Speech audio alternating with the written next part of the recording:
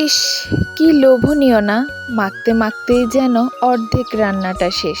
আগের দিনের আমাদের মা ঠাম্মিরা কিন্তু এইভাবেই রান্না করতো হাতে মেখে। তারা যখন হাত দিয়ে মাখাটা দিত না, মনে হয় যে অর্ধেক রান্নাটা তখনই হয়ে গেছে। সকালবেলা শ্বশুর মশাই ফ্রেশ মাছ নিয়ে এসেছে।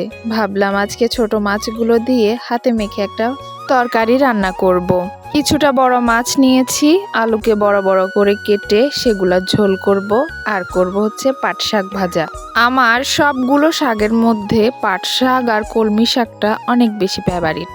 আজকে পাট শাকটা রান্না করব পেঁয়াজ রসুন সম্বার দিয়ে। আলু দিয়ে মাছের ঝোল রান্না করার জন্য যে মাছগুলো রেখেছি সেগুলো এখন ভেজে নেব, কারণ আমার ঘরে মাছ যদি কড়া না ভাজা হয় আমার শ্বশুর শাশুড়ি মা কেউই খেতে চায় না। মাছগুলোকে ভেজে এই দিকে আলু ভাজতে বসিয়ে দিয়েছি।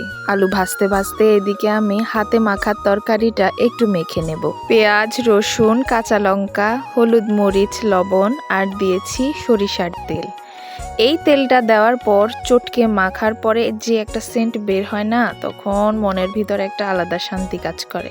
মাখতে মাখতে মনে পড়ে গেল বোনের কথা। আমার বোনও কিন্তু যখন তরতাজা মাছ নিয়ে আসতো মা, তখন এইভাবে মেখে মেখে সে রান্না করতো। যখনই বাজার থেকে তরতাজা মাছ নিয়ে আসবে তখনই কিন্তু এইভাবে একবার হলেও ট্রাই করে দেখবেন, মজা পাবেন। ছোট মাছটা রান্না করা শেষ, তারপর বসাবো পাট শাক। পাট শাকটা কিন্তু পেঁয়াজ রসুন দিয়ে বেশি ভালো লাগে। আপনাদের কাছে কেমন লাগলো আজকের আমার এই সিম্পল মেনুগুলো? যদি ভালো লেগে থাকে তাহলে অবশ্যই একটি লাইক কমেন্ট শেয়ার করে আমার পাশে থাকবেন। ধন্যবাদ।